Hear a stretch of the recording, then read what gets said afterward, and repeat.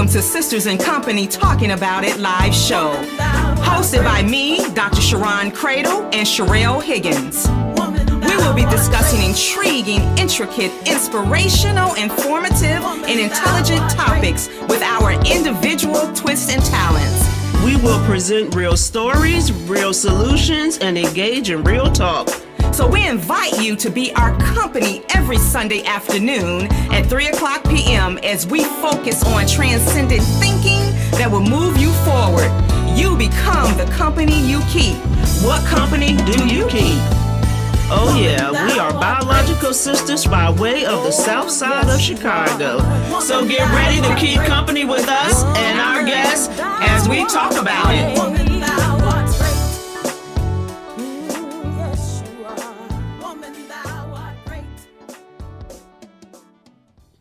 Well, hello, everyone. Welcome to Sisters in Company Talk About It show. We are so glad that you decided to join us today, and we're excited to be back to some semblance of normalcy, and because there's just been a lot going on, and so we are glad to be here and glad to have Sherelle back. Yes, I'm happy to be back.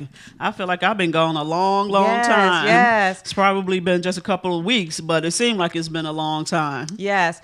And of course, my name is Dr. Sharon Cradle, and I am the oldest of this dynamic duo. And I am Sherelle Higgins, and I am your favorite and cutest. I'm stealing that from Busy Bee. Yeah, that was funny. Yeah, he was funny. Yeah, we just met a legend, actually. Yeah, that was awesome. Talk show co-host. That's right. And so, as always, we're asking all of our listeners on our social media feeds to please log into listenvisionlive.com, and if you would like to participate by calling in, please call in at 833-202-TALK.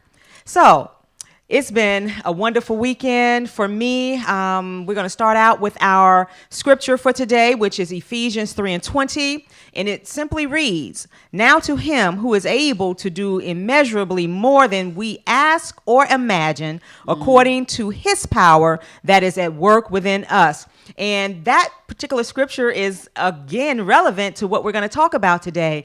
I just happened to be in Atlanta, or as people affectionately call it, the ATL this weekend. And sure enough, people asked for things, but God gave them more than they imagined. And so I was at my sister-in-law's Sister Circle Summit, the second annual, down in the Duluth, Georgia area. Dr. Marcia Cradle, and it was phenomenal. Then I got to spend time with my bestie and my godson, Jan and Chris, and I'm telling you something about the people down in the ATL. They got it going on. God is working on their behalf because they are working what he's given them. So it was just wonderful to be there. So I just got back this morning. And I was at my first ever Kensei last night. Mm-hmm. My son was part of the court for the Kensei, and it was a fabulous event. And, you know, the young lady whose Kensei it was, she was absolutely beautiful. Yes. And her dress was everything. So it was a great time. It was a great event. And it was a lot of kids there who play soccer together or know each other through soccer. And so it was good to see all of the kids there and kind of enjoying each other outside of the soccer field. And if you've never been to a Kensei, I'm believing that's how it's pronounced. You need to read up on it because it really is a wonderful tradition for, I guess it's the Hispanic Latin community. Yes. That they do when their daughter turns 15. Yes. 15. And I spoke at one of those events about 2 years ago. And I'm going to tell you something. It was almost like a wedding. Yeah. Oh, absolutely. It was absolutely phenomenal. And it's such a rich tradition. So look that up. Also, as you very well know, can you believe it? We have 29 days before the 4th annual Woman Thou Art Great Women Sharpening Women Conference. And the theme is unapologetically great. And so we just have this dynamic lineup. Again, Sherelle is going to serve in 2 roles, the MC, and she's going to speak this year. And so I'm so excited about all of the speakers and the other participants that are going to be there. You still have time to get your tickets. You just go to Eventbrite to 4th annual Woman Thou Art Great Women Sharpening Women Conference to get your tickets. You do not want to miss it. So I'm looking forward to the Yes. conference. I haven't started working on what I'm going to say yet when I speak, but, we're going to pull it off. I already know the Lord got me covered on that. Exactly. So I won't, stress over that too much because I know he already has me covered. Yes. But yes, you don't want to miss the conference. Everybody that has attended the conference has such positive speak about the conference and talk about how it inspired them in one way or another and the connections that are made at the Yes. conference. So if you don't have your ticket and you want to attend, please get your ticket and come and enjoy. And I guarantee you'll want to be an annual attendee. Exactly. And as we talk about Black History Month, let's be real clear. Black history is every day. Yes. But this is just the month that was selected for whatever reason to recognize the accomplishments and contributions of Blacks and African Americans in this country. And so last week we did a little trivia game, and I'm going to do the same. Last week we focused on historically Black colleges and universities. But before I even bring this trivia up, I want to just say, we have come such a long way since slavery, but it was not without having to overcome other challenges. And I'm just in awe of our ancestors' strength, their courage, and their resolve to dream big and to fight for a better world for us to exist in. And so, as I was thinking about Black history, I came across something, and I just want to know if you all know what this is. Sundown towns. Have you ever heard of a sundown town? If you have, on our social media feed, why don't you all give me a thumbs up or call into the show, 833-202-8255, and let me know if you've ever heard of a sundown town, because I found this very fascinating when we think about, it's been one challenge after the other, and we have had ancestors who were up for the challenge, right? Right. Because if they weren't up for the challenge, we wouldn't be here today. And so let me talk about sundown towns. They were these all-white towns that kept African Americans out of their communities by either force, intimidation, violence, law, or some type of custom. These sundown towns, what they did was they posted signs at the entrance of their cities, and they read typically the N-word, and I'm putting in quote, N-word, "Don't let the sun go down on you in this town." So can you imagine, how our ancestors and people who were living during those times, how they were able to manage that situation? And so what we do know is that many of these towns still exist in the United States of America. But they use... Well, do we know that? Yeah, we do know that. You know that. Oh. But do we collectively know that? Well, we're giving you some information. Okay, there you go. And I think some people that, somebody said, get out of town before the sun goes down. That's right. And so they do exist, but they exist by using kinder, gentler means. For example, many states like the state of Illinois, so I just wanted to look at Illinois because that's the state that we live in, that we're from. There are 507 sundown towns that still exist in the state of Illinois. And they exist because they have these exclusionary provisions and practices. So for example, high rent or rules around buying, they put moratoriums on land, all kinds of things to make sure that they remain a white town. And we know that, doing anything discriminatory is illegal.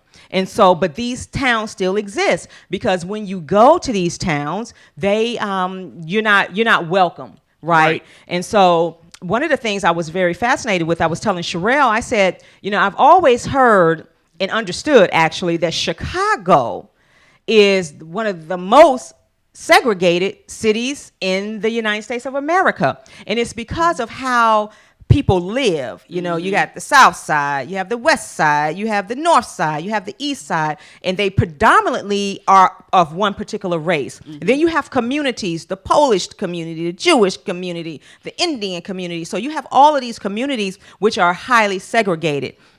but there are about 507 that exist. And so that type of history just put me in the mindset of our ancestors and the people that came before us and the things that they used to do.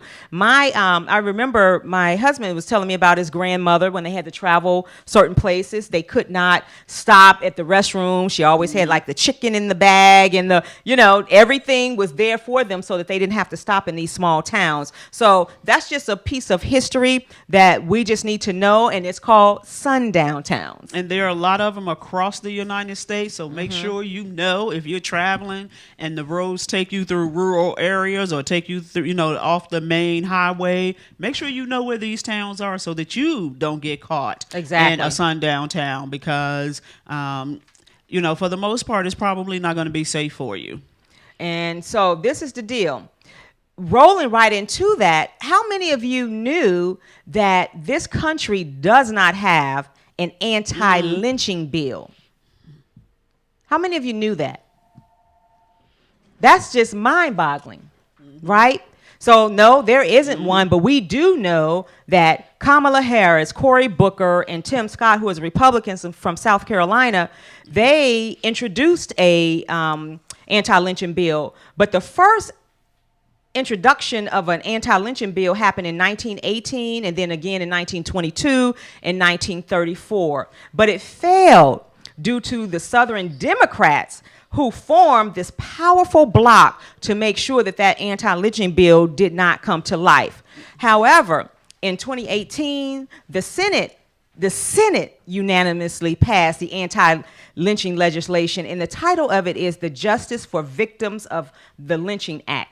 So we know as of right now, the Senate passed it unanimously, but the House of Representatives have not had a chance maybe to even look at it or to pass it, and the president has not signed off on that bill. And keep in mind, this happened in 2018 that it was passed, and the Republicans were in control of the House and the Senate. Right. And so the Republican majority in the House chose not to put it on the floor for a bill. And now the House is controlled by the Democrats. And as you also know, they have had their hands full for the last 6 weeks since they've been in control, to include the 35-day government shutdown, to include the president announcing a state of the emergency to get border wall money, and so there's a lot going on, and so they just haven't taken it up yet. And so in all fairness to them, we have to give them an opportunity, and since the Democrats control the House, I suspect that it'll pass in the House as well. Yes,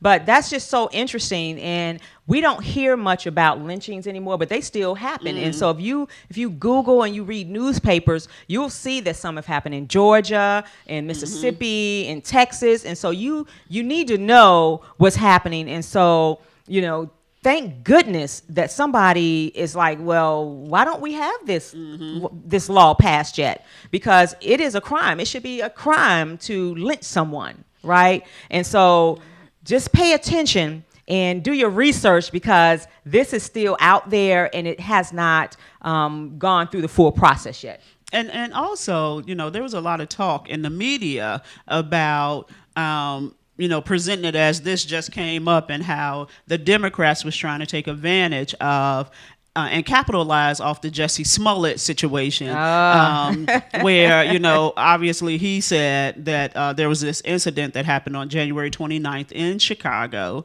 and that they put a noose around his neck. So, as we all know, over the past few days, there's been some developments in that story. And so we know also that because of public opinion, you are no longer innocent until proven guilty in this country. That's right. You are guilty until you prove yourself innocent now. So we have made a shift in our country in terms of public opinion and how it works. And so we wanted to connect the anti-lynching bill to the Jussie Smollett story, because he claimed that somebody put a noose around his neck. And if we take him off the table and just talk about that, just the concept of that, somebody putting a noose around your neck, like that, like there's no excuse for that, right? And so without this anti-lynching bill passing and being signed by the president and becoming law, it is not a hate crime for somebody to use a noose and hang you. Well, I think they would try to find, use some other type of criteria to say it's a hate crime because they target him because he's gay or because you're black or whatever. So they would try to use some other criteria. Well, remember, there's not a lot of laws that protect the LGBTQ community. And so that's one of the reasons why this bill wasn't successful in the past, is because the LGBTQ community was going to be protected under this, and this bill was not just going to be about race. And so some people felt like if you were gay, lesbian, transgender, all of that stuff, that you should not be afforded the same hate crime protections as somebody of African American descent or Hispanic descent or whatever other descent you want to be from. But this is the deal. Seriously. Right, exactly. Why do we have to pass a law for everything? Right. Just pass a blanket law that it is illegal to do harm to another human being, no matter what it is, right?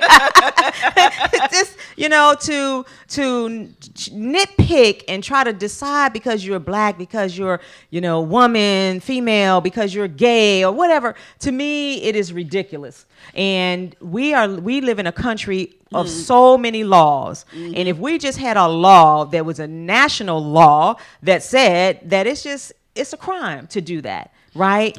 And we'll deal with it as it comes along. And it's interesting because we have blanket laws about certain things, right? That are not just for certain communities. Correct. And so when you start talking about lynching people, like, I don't know why you need to be of a certain community for it to be a hate crime. Hate crime should apply across the board. And so we have to, and I think you're going to see a shift in how we do our business in this country, because you have a lot more diverse people running for Congress. You have a lot more people involved in politics, and people now really are starting to understand how the politics work. And before, as voters, we would just go out and vote for the presidential election, not really understanding. Even when Barack Obama ran for president, we still, as a country, did not understand the importance of giving him a House and a Senate who was going to back him and work with him to do things that he needed to get done in this country. And so it was, and just now we're starting to understand how our own government works. And it's interesting because in school as kids, they taught us this stuff, but for whatever reason it didn't mean anything to us, and we didn't retain the information. But now I think we're going to start seeing some changes, particularly since now you have a more diverse, more women in the House of Representatives. I think you're going to see the same happen when it's time to vote for the Senate in 2020. And who knows what's going to happen with the presidential race. Because in school, when we taught civics, for a lot of us, particularly those of us that grew up in the 60s and 70s, we thought, civics was, something we had to learn and we had to pass a test so we can get our diploma. Right. So there was no real... That was old people business. So there was no real connection to our existence, right? Because what we were trying to do is get out of school so we could get a job and take care of ourselves for the most part. That's what our mama told us. Exactly. And so it's so important for us to do our homework and kind of understand that all politics are local, right? And we need, thank you, Deidre, and all of it is so necessary as we continue to evolve as a country, and just understanding the power of our vote, the power of our voice, because that is so very critical. And so Sherelle kind of smoothly transitioned into Jussie Smollett. Right. And I've heard people say, we don't want to talk about the about-isms, what-about-isms. But today we're going to talk about the what-about-isms. Because my take on that situation is still, to me, is that the jury is still out, period. And one of the things that I was very intrigued by was the police chief's interview. I was listening. His media conference? The media interview. And I was thinking to myself, I don't think I've ever seen a situation where the police chief and his partner, they come out and give you so many details. I mean, it was step by step, item by item. And I was thinking, what is that about? And then I was listening to the words that he was using. And from what I heard and what I understood, they really don't have any real evidence against Jussie. What I heard was they have a check that's a $3,500 check, but they never said the check was for that, because we do know that the guys, one of them was his trainer, so he could have given the check to train. We don't know, right? And so my point is that when you talk about public opinion can be easily swayed by what people are saying. And so this particular police chief, he was using words like he was pissed. He was angry. And we know as leaders, we feel that way. But when you start putting that out there for everybody to hear and you're using words like that, I'm thinking, what is that? Was I the only one that was I was kind of concerned about that press conference. And I was concerned about who was standing behind him. I was concerned about the guy. I can't remember. I don't know if he was the lead investigator or who he was. When he came up beside him and he wasn't prepared about what he was going to talk about, he got up there and said, well, I'm here to answer questions. So I'm thinking, is there some internal battle? What in the world? What were your thoughts about that? Well,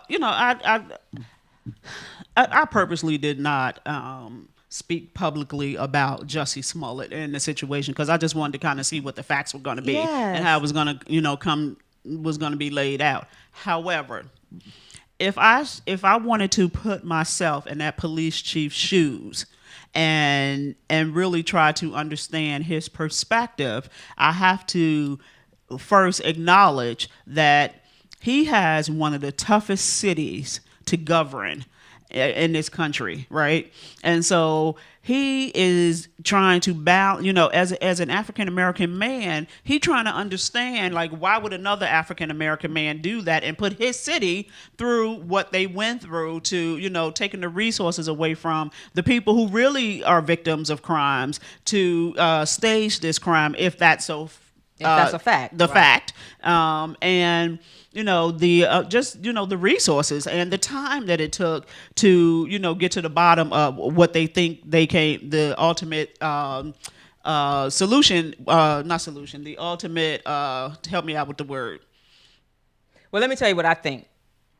What concerned me, so yes, I agree with that, right? I agree that as a police chief, you should be, disappointed or, like, what in the world?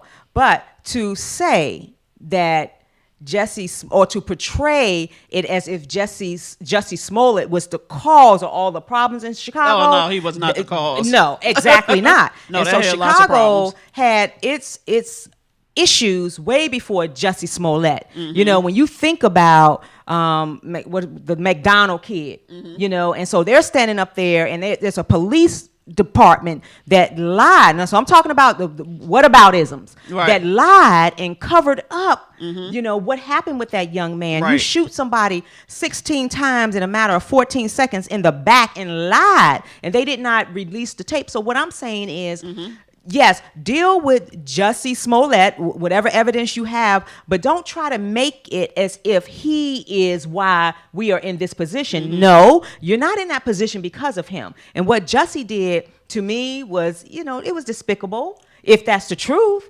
right?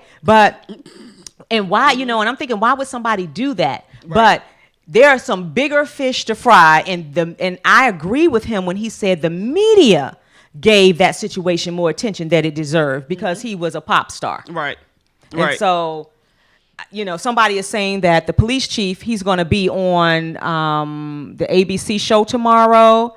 And so, and you're right. So for me, when we start looking at who we're putting in office and situations that's going on all over the world, remember, I always talk to people about just looking underneath the iceberg, really listening to what we're being told, listening to what people are actually saying. And I'm not saying Jussie Smollett did it or not. I don't know if he did it. But what I do know is that as a city, for them to come out in that press conference, I was flabbergasted. Well, I was flabbergasted. I don't know if it's me or I think I just have moved to a different space, right? One of the things I know that we do in this country is we judge on all levels, right? Exactly. You damned if you do and you damned if you don't. And so, for me, that's probably why I just refrain from even commenting on Jussie Smollett and just kind of waiting for the story to come out and get the facts of it. Because, no matter what, right? If the police chief had come out and said something, he was going to be wrong in what he said, how he said it, what he did, how he didn't do it. If he didn't say something, he was going to be wrong, and so, I just try to refrain from expecting people to behave in such a way that I think I would have behaved if I was faced with that similar situation. And so, to me, I'm just like, okay, so whatever is gonna happen, just let it happen. If he staged this thing, he should be charged, and if they find him guilty, he should serve whatever time they give him or pay whatever fine they give him, and let's just move on because we really have bigger issues to fry. Now, the flip side of that is, if this had been a white man who claimed to have been jumped by two black men, and the story was very similar, we would be up in arms in this country, right?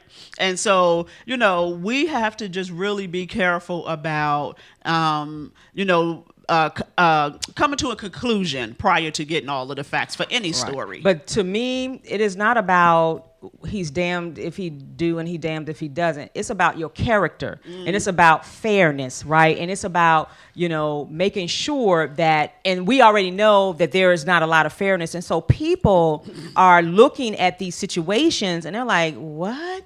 And the things that we're saying. And so if you're going to treat everybody the same, or every situation the same in terms of how you approach the situation, then I think people can live with that. But that's impossible to do. It's impossible to treat. No. What I'm saying, but when you act out of anger, right, and you say you angry and you pissed and you give play by play, over this particular situation, right, and there are so many cases of things that's happened that they've hidden the evidence, they've hidden it and all kind of stuff. And so that's what we're talking about, trying to give it a even playing field. So I'm not saying that he was wrong. I'm saying I've just never seen a police chief and his investigator come out and give you point by point. Because what's the message that you're trying to give? They're trying to sway public opinion. Oh, bingo. That's all. They're trying to sway public opinion. Because they're pissed, as they say, or they're angry. But here's the other thing. We already know they're not going to treat us fairly, right? So why are we doing it?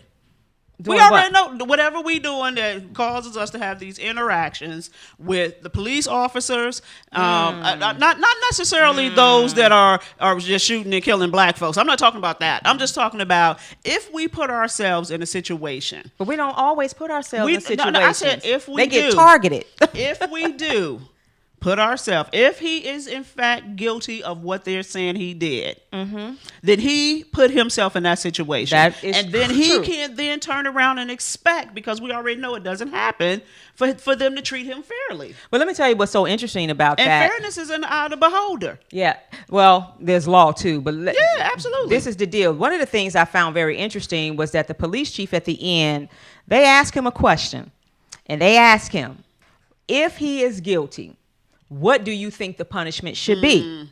He said an apology, pay restitution of some sort, and that was it. He never said jail time. Oh, good for him. Right? That doesn't mean that that's won't not get it. Exactly. But and so my point is we just have to listen, right? And I'm just saying, for me, right or wrong, I've just never seen that before from a police chief with all of those details.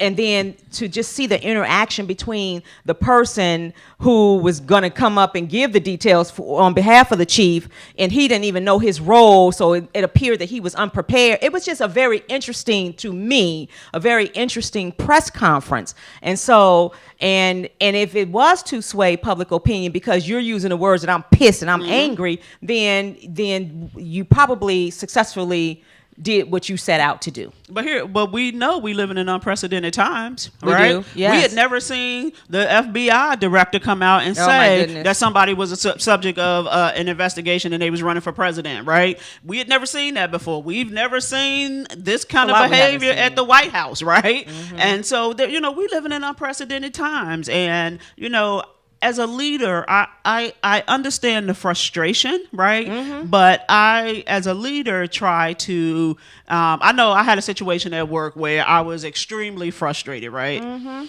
But instead of lashing out, instead of attacking, I said to my team, I need a minute. Right. I went in my office and I closed the door.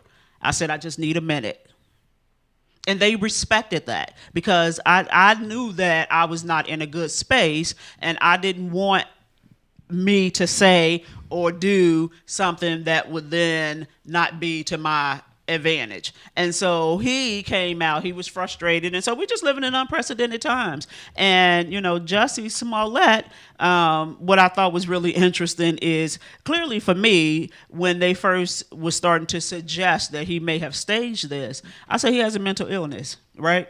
Because you'd have to be crazy, or I won't even say crazy, but you have to be having some mental challenges for you to sit around and just be thinking, what can I do to increase my salary at Empire? Like I don't even know how you make that leap. Right. To staging something like that. Like, that's not a logical mindset. That's not, there's some type of imbalance when you can come up with plots like this.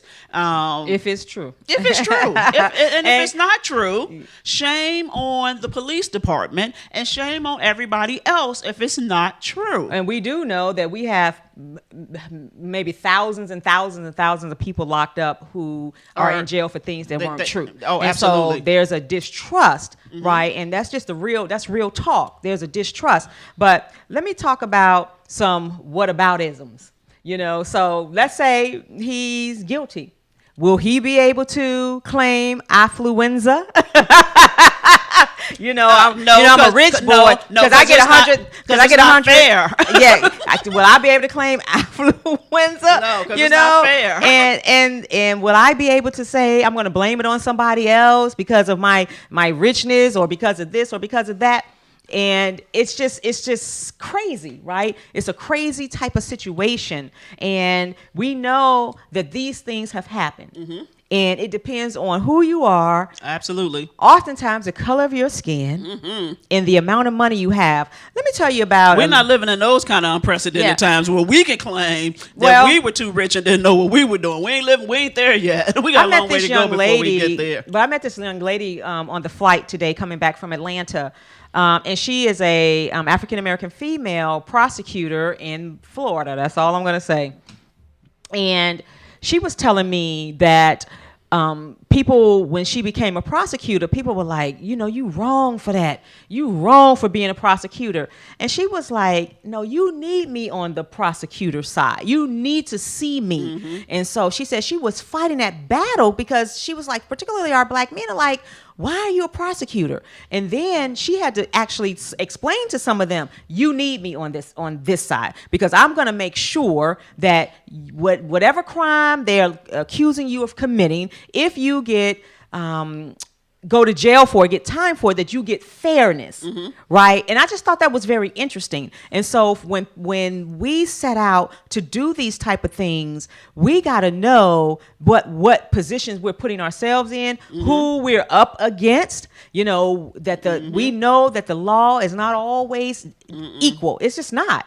And it never will be. Right. It never will be. And so the Jussie Smollett thing, I don't know what is the truth or what's not the truth. But what I'm listening to, I'm like, they're not connecting the dots just yet for me in terms of whether or not that situation actually happened. And it very well may have, but I'm not going to judge him, and I agree with you. If someone can sit around and plot something like that, what's really going on with that person? Why would that person go to those lengths to do that. And then you hear some people say, well, heck, he was making $100,000 an episode, and some people don't even make $100,000 in a year, and that's just how people think about it. But he's living his truths, because we do know that in the television world that people got to fight for what they want, but they fight the right way through negotiations. Don't create this elaborate scheme if that's what it was. Right.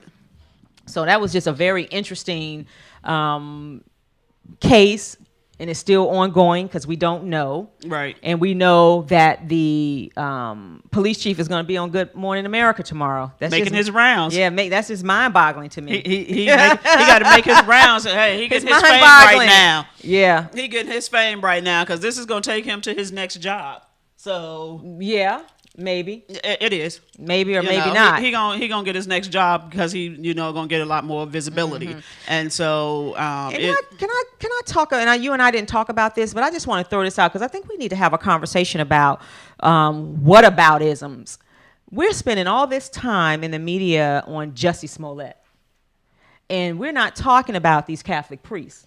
We're not talking about them. We're not talking about Kraft, the owner of the Patriots. Exactly. I'm seeing some stories about this Coast Guard dude. Yeah, but exactly. I'm not seeing it as the leading story, right? It's like, yeah. And so we're not spending a whole lot of time talking about people that's committing some true crimes and been committing crimes for years. And so we'll come back to that at a later time because I just think that's just interesting. And what I heard is that they're going to police themselves. I'm like, what? And you're committing these crimes, and then you got this right wing talking about abortions. It's just illegal, and this is what they're doing in the church. Oh, right? absolutely. It's just an amazing thing, and we're spending time talking about Jussie when we could really be talking about these things, that the crimes where people have been hurt, harmed, killed, maimed, shut down, lynched. Yeah, exactly. And so that's why we want to move on to the next topic. Yes. That Sherelle really never wanted to talk about, but I guess we're forced to talk about it now, and that's R. Kelly. Now, I'm going to tell y'all right now, don't hate on me. I might say some stuff that you don't necessarily agree with. That's fine. And I'm just telling the audience, I might say some stuff. I just have a different perspective. Well, not different from a lot of people. Let's set it up. But let's set it up first, okay? So let's set it up. So those of you who are not following, and if you haven't heard, you must live under a rock. R. Kelly was finally indicted on 10 counts of aggravated sexual abuse, and he turned himself in, I believe, last night with a $1 million bond set. And 9, from what we know from the data, 9 of the 10 victims are between the ages of 13 and 16, and he's 52 years old. We do know that Michael Avenatti was given the tape of him allegedly having sex with a 14-year-old. And so that's how the story came to life again after the docuseries. And then, so let's talk about what is aggravated sexual assault. It is a felony, first of all, and then each state has its own rules around it, so it's going to be really interesting about how the state of Illinois handles this. But it's a sexual offense that maims, wounds, or disfigures the victim, or involves a victim who is physically or mentally incapacitated. Sexual assault that is aided or abetted by another person occurs during the commission of another crime or involves the use of a deadly weapon. And so what was interesting about that definition to me is that when we looked at the docuseries, we clearly understood that there were other adults around. So it's going to be interesting who saw and witnessed some of this stuff. And it's going to be interesting whether or not they too will then be indicted. So what are your thoughts about R. Kelly? Okay, so let me just say I did not watch the docuseries Surviving R. Kelly, because I felt like, just right from the title, that it should have been Surviving the Adults in my life, right? Not just R. Kelly, because yes, he was a perpetrator. Yes, he preyed on young girls, and yes, he should be held accountable for that. But I also believe that all the other adults that witnessed it that in some cases participated in it, and some that even allowed it to happen in the first place should also be indicted. It should not just be about R. Kelly. And so, I have 2 kids of my own, right? And my son is 16. He can't come home and tell me I'm going to hang out with Mr. Rapper Man or Miss Rapper Woman. Yeah, I'm going to see you later. No, you're not. And you're not going to be out and about with these people who are adults without the presence of your parents. You can't turn your kids over to other adults and you not be involved in that. And so for me, I struggle with that, reconciling that. Now, I'm not suggesting that it's solely the parent's fault, but you do have to ask yourself as a parent, where is your child at 10 o'clock at night at 13 years old? Where is your child? If you're at the house, where is your child at 10 o'clock at night, at 13, at 14, at 16? Because, as the kids start to get older, they start, exercising some level of independence. And so to allow, I didn't watch the docuseries, but I did read a book that one of the young ladies wrote. And in the book, the young lady clearly said that she did everything she could to gain his attention and to be in his presence, right? Now, she was a child. I don't blame her for that, right? But where was her parents when she was fixing herself up to go to the R. Kelly show? She said she waited like 2 years. She worked for 2 years to try to get front row seats to his show so that she could get his attention. And then she went backstage, and of course she got his attention because she said she was dressed, however she was dressed. Not that that's an excuse. Again, R. Kelly is wrong. He's an adult. He should have stayed away from the young girls. Period. Point blank. There ain't no argument to that. But the way she laid it out, throughout the book, I just couldn't help but think to myself, where was her parents? Where were the other adults in her life? And she told this story about how, not only was he sexually abusive, but he was also physically abusive, and that there was a guy, a manager of R. Kelly's, who his job was to watch her in the house and make sure she didn't do whatever, right? So this guy should be held accountable, right? Because he knew she was underage, and he was standing there watching her. Now, as the story unfolded, she told about a situation where of course, she didn't use the guy's real name, but she called him Ray, and she said that her and R. Kelly was having a sexual encounter, and he told her that it was time for her to know about him and Ray. So he invited Ray into the room, and him and Ray, R. Kelly and Ray, started having this sexual encounter. And then the 3 of them had this encounter. So again, Ray should also be held accountable. But as the story continued to unfold, Ray ended up MIA. He came up missing. And she suspect that because she was saying that he had ties to gangs, that they ended up killing Ray for some reason, right? And then there was a doctor involved, and the doctor was the one who helped her get out. But it was only after he came in and he did an assessment, because R. Kelly had jumped on the girl and beat her up, and he came in to make sure that she was good and took care of her. And then he started saying to her, "You need to get out. We need to come up with an exit plan for you." And then it took some months for them to come up with the plan and for her to get out. But it was the doctor who kind of helped her get out. But as a doctor, how could you be on the payroll of R. Kelly and he's sleeping with these young girls?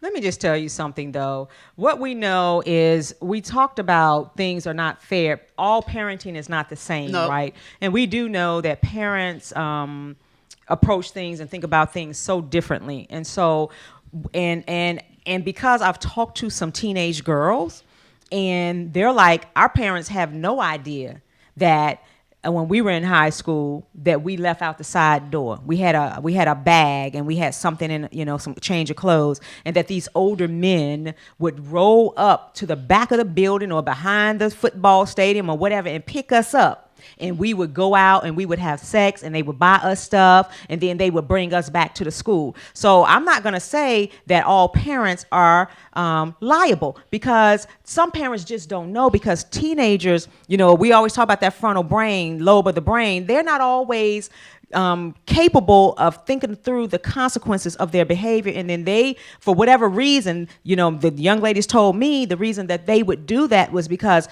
the boys in the school, they were just little boys, so they were lame. But these guys, they had cars and they had money, and our parents had no idea. And so, and even to today, some of these women are saying our parents have no idea that we did this kind of stuff. But a lot of the young ladies in this R. Kelly thing, their parents knew. Like the book I read, the grandmother knew. She knew. But the other piece of it is the one parent that was on the series, he and the wife took her to the concert. And so they're thinking, whatever, because we don't know. They're thinking that she's going to be safe. So, and I don't really want to spend a lot of time on the parents, because there's so many issues, underlying issues that comes from this R. Kelly. Parenting is one. So you have some parents who were complicit because he's a star, You had some who were not, some who just didn't know, trying to fight for their children. The one lady we saw, she got on that plane and went to wherever they were and tried to convince her daughter to come up out of there. And she eventually left, and she was just a wreck, right? But so it's parenting, but we know that R. Kelly, and see, this is what it gets down to. R. Kelly, a 52-year-old man who experienced abuse himself. So that's what we really need to be talking about. And we know that this happens in our communities, in our families, and nobody says anything. Right. And it happens typically when children are young, and it happens over a period of time. Yes. And when this happens, it does something to the core of who these children are. Absolutely. And these adults are preying on children. Absolutely. Period. And because he was preyed upon, perhaps he's preying upon other people because nobody helped him. Right. Nobody validated him and showed him that this was not the right thing to do. Right. And so he, in turn, hurt people. And that's exactly right. And hurt people. And not just our community, but anybody, any child that is a victim of sexual abuse. There are a small population of kids who find the courage to tell somebody. A small. That's why Yana has I fixed my life, because this happens more often than what you know. And we also know that of that population of people who find the courage to tell it, there's also a population of people who don't believe it. Or know about it and don't do nothing about it. Exactly. And so, again, for me, it was just, surviving R. Kelly should have just been surviving the adults in my life, because a lot of adults failed these girls, a lot of them. And to me, that's why it's a bigger conversation, because in our communities, we know that this is happening. People, have told their parents, right? And the parents don't believe it. Right. And so you still sitting across the dinner table from Uncle whoever, or Aunt whoever, and your parents are looking at you like, well, that's not true. But when you start peeling away the layers of the onion, you start to understand that they too have a story, a similar story. And nobody did anything to them. And we've just been taught that we have to keep quiet. But even people that have mental illness, how many people have family members living in their houses that have mental illnesses, and nobody's doing anything, and they know that they've hurt people. They want to protect the adult at all costs. For whatever reason, they want to protect the adult. And I suspect that's what was happening with R. Kelly. And I would also suspect that we talked about our ethical behavior, and our moral responsibility. And they're like, we work for R. Kelly, we getting paid, and if it's maybe like what you're saying, if their parents don't care, we don't care. I mean, and so we just have to come to some type of conclusion and decision about the importance of protecting our children. Absolutely. So that they don't grow up to be these adults who were hurt as children. They're in these adult bodies, and now they go out and they harm other people because they were never cared for and nurtured and protected. Absolutely. And here's the part where I think the conversation gets real interesting, is when you start talking about R. Kelly's music, right? So R. Kelly is a musical genius. That's his talent, right? And so I've heard a lot of people say, mute R. Kelly, don't play his songs on the radio. I can get with that, right? But the truth of the matter is this. I have R. Kelly music on my playlist, right? I've already paid for it. So he's already benefited from my money. Why am I going to stop listening to his music now? I liked it then. I like it now. His music, to me, it may be about these young girls. It may not be. That's part of the story that's developing. But his music is no different than these rappers out here talking about the bitches and the hoes. And we out here jamming to that. We twerking to it. And, a lot of the music is downgrading, women and objectifying us. And we out here two-stepping to it, right? It's the same thing to me. And so if I'm going to start muting people, we got to do it across the board. We can't just hold R. Kelly accountable. We got to hold these other artists accountable for the type of music that they putting into our kids' ear, and make sure that, as Sharon like to say, let's make sure it's fair. No, let me tell you something. I think that's a bigger conversation that's happening. And I think the mute R. Kelly thing is about individuals making a decision, but it's also about radio stations. Oh, absolutely. And every time his music is being played, and so when He the get money off of docuseries, that. exactly, I know. and so people are like, this has been going on a long time. So how do we go after somebody that we know for sure is engaging in this type of behavior? And they're like, let's hit them in the pocket. Hold on. Do we know for sure? Oh, no doubt. Yeah, they do. They got We the do? tapes. Yeah, they do. Yeah, they know. They know for sure. Even with the tape, the first particular case, the only reason he got off on that first case is because the child at the time and the parents were like, that ain't me. So Yeah. again, in our country, you guilty no matter what, right? You can go to No. court and be proven. You can go to court and be found not guilty. But that don't mean that you're not guilty. It because doesn't you go mean to that, court. but we still treat you like you guilty. They didn't treat him like he was guilty. Oh yeah, a lot of people No. did. Oh, absolutely. Well, why was he such absolutely? How come people started listening to his music and buying Because his he music came out more? with Chocolate Factory, girl. But that's what I'm saying. So he wasn't guilty to them. He came out, because I was one of those people. I was like, I ain't buying no more R. Kelly. And he came out with Chocolate Factory, step, side to side. It was over. I was like, okay, I'm going to go ahead and just listen to But this. look, check this out. What you said, though, about and I don't know if you all know this, there's about to be a documentary that's coming out on Michael Jackson. I think it comes out this weekend, and it's supposed to be pretty significant. And so that conversation has come up around, are we going to take a stance against all of these musicians who have, a significant history, right? And are we going to mute them all? And that's what people are really starting to talk about, because if we continue to engage, what is the message that we're sending? And that's just a question that each of us have to ponder and ask ourselves around. We know that people are being hurt by all kinds of people, right? And it doesn't matter who it is. And when the bottom line is, we know people. We got people in our family who aren't being accused of stuff like that because they're not doing that kind of stuff. When you start getting accused of some stuff that's significant, you better believe that somewhere down the line, something is happening. Something has happened. And that is why victims do not want to come forward because of this conversation. Because they're like, why am I going to even put myself? I'm going to try to deal with it. And sometimes I'll deal with it in my craziness. Sometimes I'll get some help. But I'm not going to put myself out there because nobody is going to believe us. Not over Bill Cosby, not over, R. Kelly, or but see, and whoever else. And this is sad. It's sad. The thing that I struggle with, though, is people picking and choosing, right? People picking and choosing about, let's mute R. Kelly, but let's let Chris Brown do his thing, right? He's a womanizer. physically abused a woman, right? he did. And yet he's still doing his thing. We still jamming to his music. What about all of these other? What about I think people with him, he was held accountable, and so I think it's just like when people go to we jail. didn't mute him. We did not mute him because he was held accountable, and I think that's the piece that you're missing. The people are saying there is no accountability for some of these people. That's why we're gonna mute them. But the people, like anybody that goes to prison, I'm saying you went to prison, you served your time, you've been held accountable. You deserve to come Chris back Brown out. went to prison and served time. He went to jail. He overnight. went to jail. It doesn't matter, but he still went through the legal system and was found guilty of domestic violence. But we didn't mute him. You don't have to. We should. Why? Because he abused a woman. And this is why women don't come out. Just the same argument. We need to apply it, we picking and choosing.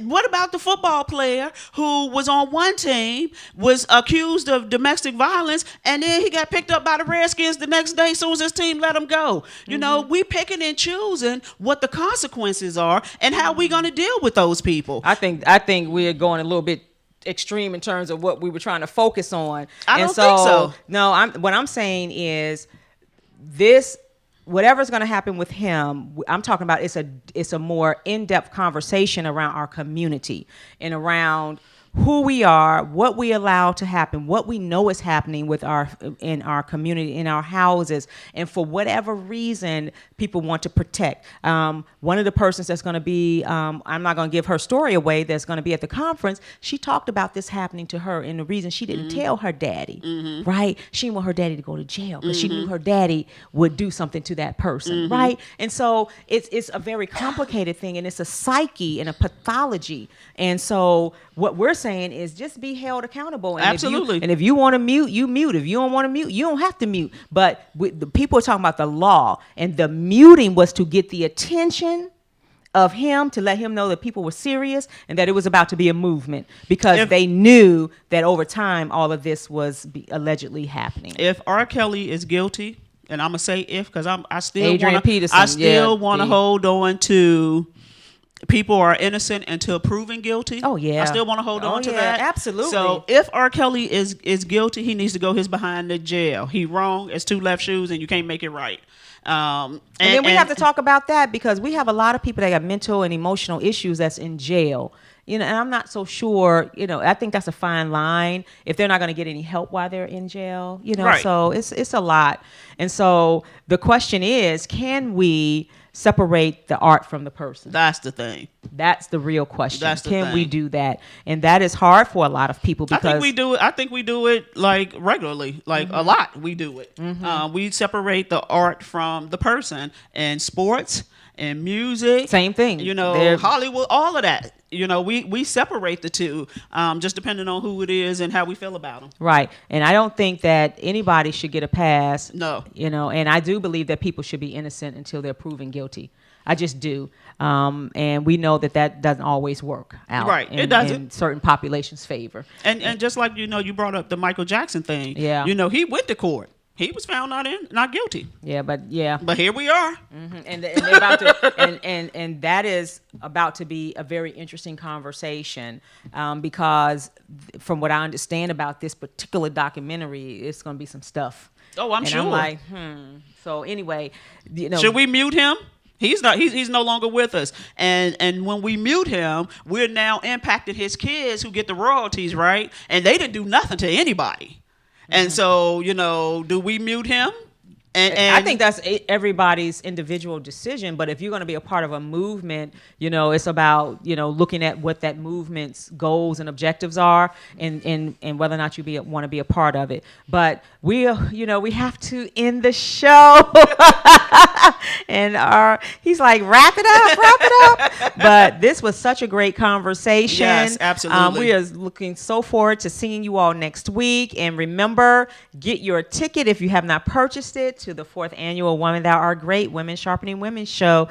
And I will be here next week. I will be a little bit on the tired side because I'm going to CIAA. So if you're going to be at CIAA, I will see you there. Well, have fun. And thank you all for tuning in. Have a great See you Sunday next week. afternoon.